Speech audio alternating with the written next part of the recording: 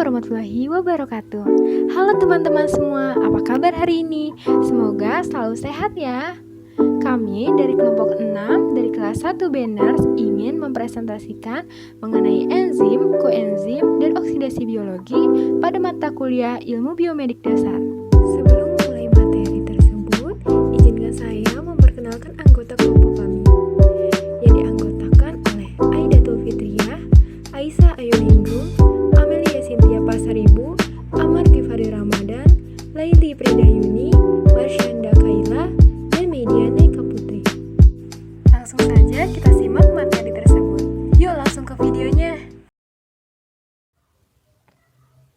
Yang pertama, pengertian enzim. Enzim adalah protein yang berperan sebagai pemercepat proses reaksi kimia atau katalis dalam metabolisme makhluk hidup. Tetapi enzim itu sendiri tidak ikut bereaksi. Enzim berperan secara lebih spesifik dalam hal menentukan reaksi mana yang akan dipacu dibandingkan dengan katalisator organik sehingga ribuan reaksi dapat berlangsung dengan tidak menghasilkan produk sampingan yang beracun. Selanjutnya, pengertian koenzim. Koenzim adalah kofaktor yang merupakan molekul organik kecil yang merupakan bagian enzim yang tahan panas, mengandung ribos dan fosfat, larut dalam air dan bisa bersatu dengan avoenzim membentuk holoenzim. Koenzim juga dapat membentuk ikatan yang sangat erat, baik secara kovalen maupun non-kovalen. Dengan avoenzim disebut gugus prostetik. Struktur enzim. Enzim berdasarkan strukturnya dapat kita bedakan menjadi dua, yaitu enzim yang pertama, enzim sederhana yang tersusun atas protein saja. Enzim yang kedua, enzim yang bersifat kompleks, yaitu strukturnya tersusun dari protein dan non-protein. Enzim yang kompleks terdiri dari apoenzim dan gugus prostetik. Apoenzim adalah bagian enzim yang tersusun atas protein. Gugus prostetik adalah bagian enzim yang tersusun atas non-protein. Gugus prostetik dapat dikelompokkan menjadi dua, yaitu koenzim yang tersusun atas bahan organik dan kofaktor yang tersusun dari bahan anorganik. Struktur enzim.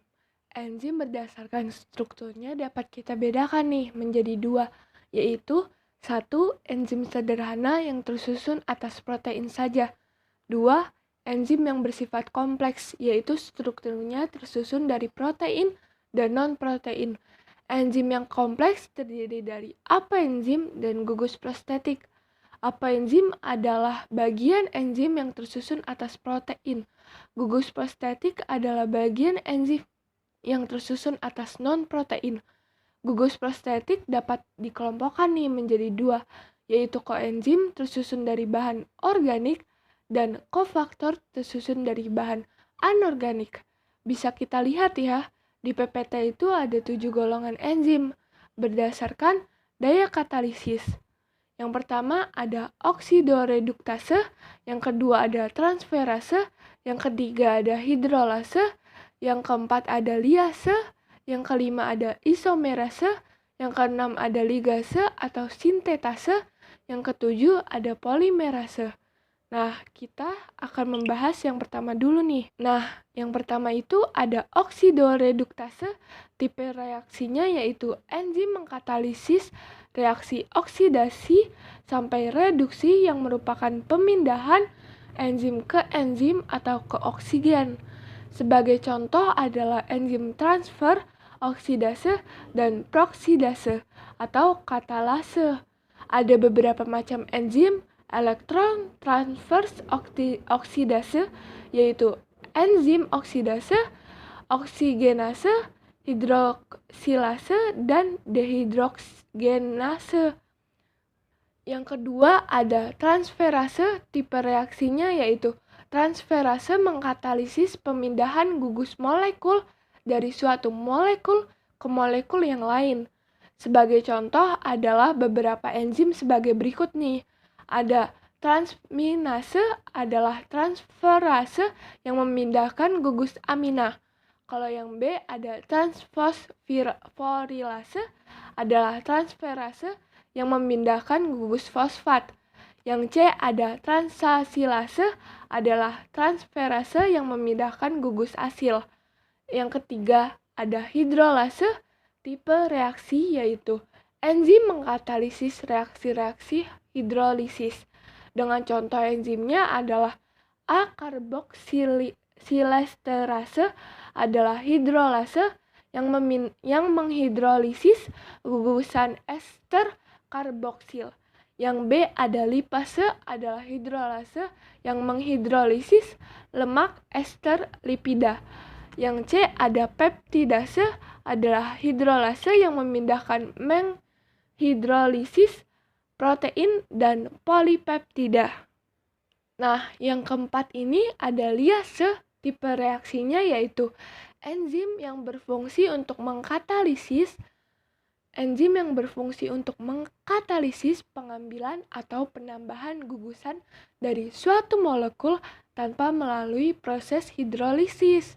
Sebagai contohnya ini adalah L-malat hidrolase furmalase yaitu enzim yang mengkatalisis reaksi pengambilan air dari malat sehingga dihasilkan fumarat.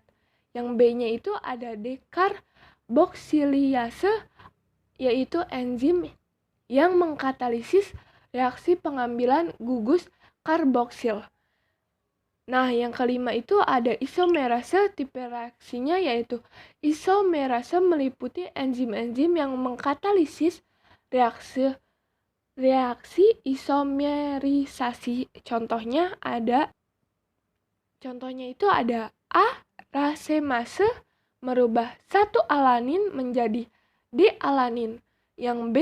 Epimerase merubah D-rebulosa 5-fosfat menjadi D-silulosa 5-fosfat.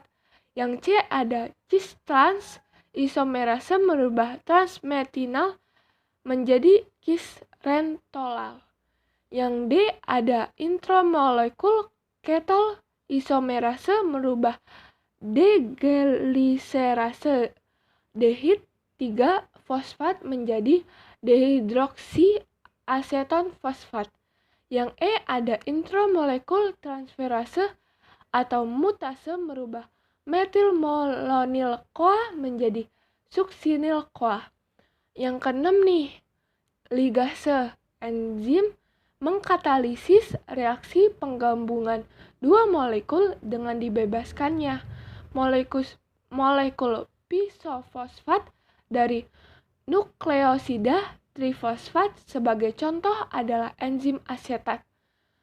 Koase, ligase yang mengkatalisis reaksi sebagai berikut.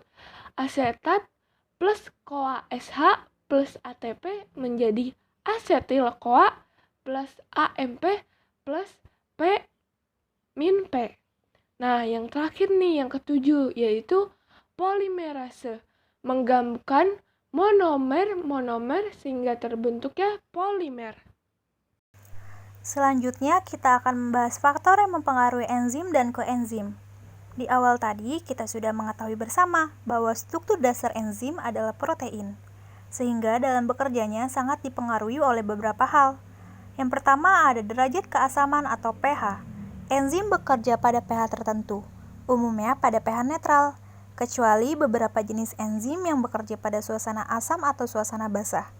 Jika enzim yang bekerja optimum pada suasana netral ditempatkan pada suasana basah ataupun asam, enzim tersebut tidak akan bekerja atau bahkan rusak. Begitu juga sebaliknya, jika suatu enzim bekerja optimal pada suasana basah atau asam, tetapi ditempatkan pada keadaan asam atau basah, enzim tersebut akan rusak. Sebagai contohnya, enzim pepsin yang terdapat di dalam lambung. Efektif bekerja pada pH rendah. Setiap enzim bertindak paling cekap pada nilai pH tertentu yang disebut sebagai pH optimum. pH optimum bagi kebanyakan enzim ialah pH 7. Dan terdapat beberapa pengecualian. Misalnya, enzim pepsin di dalam perut bertindak balas paling cekap pada pH 2. Sementara enzim tripsin di dalam usus kecil bertindak paling cekap pada pH 8. Yang kedua, suhu. Enzim terdiri atas molekul-molekul protein. Oleh karena itu, enzim masih tetap mempunyai sifat protein yang kerjanya dipengaruhi oleh suhu. enzim dapat bekerja optimum pada kisaran suhu tertentu, yaitu sekitar 400 Celcius. Pada suhu 00 Celcius, enzim tidak aktif. Jika suhunya dinaikkan, enzim akan mulai aktif. Jika suhunya dinaikkan lebih tinggi lagi sampai batas sekitar 40-500 Celcius, enzim akan bekerja lebih aktif lagi. Namun, pemanasan lebih lanjut membuat enzim akan terurai atau terdenaturasi seperti halnya protein lainnya. Pada keadaan ini, enzim tidak dapat bekerja. Enzim tidak aktif pada suhu kurang dari 0 derajat Celcius. Kemampuan aktivitas enzim meningkat 2 kali lipat pada setiap kenaikan suhu 10 derajat Celcius. Dan kemampuan aktivitas enzim paling optimum pada suhu 37 derajat Celcius. Selanjutnya, yang ketiga ada inhibitor. Hal lain yang mempengaruhi kerja enzim adalah hambat respon balik feedback inhibitor. Feedback inhibitor adalah keadaan pada saat substansi hasil atau produk kerja enzim yang terakumulasi dalam jumlah yang berlebihan akan menghambat kerja enzim yang bersangkutan. Inhibitor kompetisi terjadi penambahan substrat dapat mengurangi daya hambatnya, karena inhibitor bersaing dengan substrat untuk mengikat bagian aktif enzim. Misalnya enzim suksinat dehidrogenase, yang berfungsi mengkatalisis reaksi oksidasi asam suksinat menjadi fumarat. Jika dalam proses ini ditambahkan asam malonat, maka enzim suksinat dehidrogenase akan menurun aktivitasnya. Tetapi jika diberikan lagi asam suksinat sebagai substrat reaksi akan normal kembali. Sehingga aktivitas inhibitor ini sangat bergantung pada konsentrasi inhibitor, konsentrasi substrat, dan aktivitas enzim inhibitor dan substrat. Inhibitor non-kompetisi pengaruhnya tidak dapat dihilangkan dengan adanya penambahan substrat lain, di mana inhibitor ini akan berikatan dengan permukaan enzim tanpa lepas dan lokasinya tidak dapat digantikan oleh substrat. Sehingga daya kerja inhibitor sangat tergantung dari konsentrasi inhibitor dan aktivitas inhibitor terhadap enzim. Lalu yang keempat ada konsentrasi substrat. Mekanisme kerja enzim juga ditentukan oleh jumlah atau konsentrasi substrat yang tersedia. Jika jumlah substratnya sedikit, kecepatan kerja enzim juga rendah. Sebaliknya, jika jumlah substrat yang tersedia banyak, kerja enzim juga cepat. Pada keadaan substrat berlebih, kerja enzim tidak sampai menurun tetapi konstan. Pada kepekatan substrat rendah, jumlah molekul enzim melebihi jumlah molekul substrat. Sehingga hanya sebagian kecil molekul enzim bereaksi dengan molekul substrat.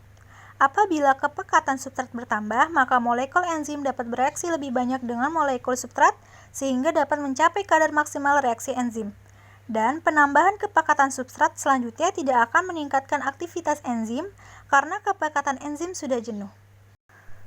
Selanjutnya, yang kelima ada konsentrasi enzim. Agar reaksi berjalan optimum, maka perbandingan jumlah antara enzim dan substrat harus sesuai. Jika enzim terlalu sedikit dan substrat terlalu banyak, reaksi akan berjalan lambat. Bahkan ada substrat yang tidak terkatalisasi. Semakin banyak enzim, reaksi akan semakin cepat. Oksidasi biologi. Oksidasi biologi yaitu transduksi energi melalui rangkaian reaksi enzimatik yang berlangsung di membran mitokondria lapis dalam. Dalam hal ini, proses oksidasi biologi tidak hanya di mitokondria. Reaksi oksidasi biologi berlangsung oksidasi, yaitu pengeluaran elektron, reduksi dalam perolehan elektron, contohnya oksidasi ion fero menjadi feri, serta oksidasi selalu disertai reduksi akseptor elektron. Reaksi respirasi pada bakteri anaerob yang hidup tanpa oksigen, pada manusia mutlak harus ada pasokan oksigen. Proses respirasi ini merupakan proses pengambilan energi dalam bentuk ATP, hasil reaksi hidrogen dan oksigen, membentuk air oleh enzim oksigenase. Efek samping reaksi respirasi obat, polutan, karsinogenik atau xenobiotik. Potensial redoks dalam hal ini memprediksi arah aliran elektron. Pertukaran energi bebas sebanding dengan kecenderungan reaktan untuk memberi atau menerima elektron melalui enzim golongan oksidoreduktase. Oksidoreduktase diklasifikasi menjadi yang pertama, oksidase. Mempunyai sifat mengkatalisis pembebasan H dari substrat, memerlukan aseptor hanya O2. Reaksinya memerlukan Cu serta menghasilkan air atau H2O. kecuali pada urikase dan monoamin oksidase H2O2. Yang kedua, dehidrogenase. Dehidrogenase berfungsi dalam pemindahan hidrogen dari substrat satu ke substrat lainnya dalam reaksi oksidasi reduksi yang terangkai atau reversible. Contoh, glikolisis fase anaerob serta komponen rantai respirasi pengangkutan elektron dari substrat ke oksigen. Di dehidrogenase ini dibagi lagi menjadi dua bagian. Yang pertama, aerobik dehidrogenase dan anaerobik dehidrogenase. Aerobik dehidrogenase bersifat katalisis pembebasan H dari substrat, memerlukan aseptor O2 dan metilen blue. Aerobik dehidrogenase memerlukan koenzim flavoprotein yaitu flavin mononukleotida FMN dan flavin adenin dinukleotida atau FAD, serta berikatan dengan logam dalam bentuk metaloflavoprotein atau Fe dan MO dalam reaksinya menghasilkan H2O2. Contoh aerobik dehidrogenase yang pertama, D-amino acid dehidrogenase atau D-amino acid oksidase memerlukan FAD. Yang kedua, L-amino acid dehidrogenase atau L-amino acid oksidase memerlukan FMN. Yang ketiga, santin dehidrogenase atau santin oksidase memerlukan FAD dan MO pada reaksi metabolisme basa purin menjadi asam urat. Yang keempat, aldehid dehidrogenase memerlukan FAD, MO, dan Fe. Yang kelima, glukosa oksidase memerlukan FAD. Untuk yang anaerobik dehidrogenase bersifat membebaskan H dari substrat, tidak mengandung O2 sebagai akseptor H. Anaerobik dehidrogenase berperan dalam yang pertama, di luar rantai pernafasan atau anaerobik. Yang kedua, komponen rantai pernafasan atau proses pemindahan elektron secara bertahap dari substrat ke oksigen. Contoh reaksi anaerobik dehidrogenase yang pertama, dehidrogenase yang memerlukan NAD dan NADP dan ZN. Misal, malat dehidrogenase berfungsi menarik H dari malat. Yang kedua, dehidrogenase yang memerlukan riboflavin, FMN, FAD dalam rantai pernafasan di mitokondria sebagai bagian dari rantai respirasi. Yang ketiga, sitokrom anaerobik dehidrogenasi dalam mengangkut elektron dari valvoprotein ke sitokrom oksidase. 3. Hidroperoksidase. Hidroperoksidase menggunakan H2O2 sebagai substrat. A. Peroksidase dalam susu leukosit trombosit memerlukan akseptor elektron, misalnya askrobat, kinon, dan sitokrom C, serta memerlukan Fe. B. Katalase merupakan hemoprotein atau 4 gugus hem dalam darah, sumsum tulang, mukosa, ginjal, dan hepar. Perannya, O2 menjadi H2O2 menjadi H2O dan 1/2O2 aerobik DH katalase. Fungsi hidroperoksidase. Yang pertama, melindungi tubuh dari penumpukan peroksida yang berbahaya, merusak membran yang menyebabkan kanker. Kedua, pada eritrosit terdapat glutation peroksidase. Reaksinya berikatan dengan selenium, bersifat sebagai penghancur, peroksida dan hidroperoksida lipid, serta Hb dari oksidasi peroksida. 4. Oksigenase. Oksigenase mengkatalisis pemindahan oksigen serta inkorporasi oksigen ke dalam molekul substrat dalam reaksi A. Dioksigenase atau oksigen transferase. Mengkatalisis penggabungan kedua atom dari molekul O2 dengan molekul substrat A plus O2 menjadi AO2. Contohnya reaksi homogenisat dioksigenase dalam hepar dan L-triptofan dioksigenase dalam hepar. B. Monooksigenase atau hidrosilase bersifat mengkatalisis inkorporasi satu atom saja dari molekul O2 ke dalam substrat. Satu atom lagi direduksi menjadi air AH plus O2 plus ZH2 menjadi A min O2 plus H2O menjadi Z. Peranan monooksigenase yaitu dalam sintesis kolesterol, transformasi kolesterol menjadi hormon steroid, serta menghasilkan NADPH. Monooksigenase dapat menghidrolisasi obat-obatan atau detoksikasi dengan reaksi sebagai berikut. Obat negatif H plus O2 plus 2Fe2 plus P negatif 450 plus 2H plus menjadi obat OH plus menjadi H2O plus 2Fe3 plus P negatif 450. Obat yang didetoksikasi oleh monooksigenase adalah morfin, alkohol, anilin.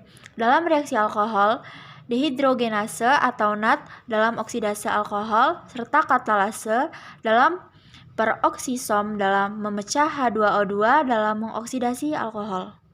Berikut adalah sumber yang kami gunakan. Nah, bagaimana kawan-kawan? Apakah kalian sudah mengerti sekarang apa itu enzim, koenzim, dan oksidasi biologi? Semoga kalian paham ya dengan apa yang telah kami sampaikan. Semoga materi dari kami berguna.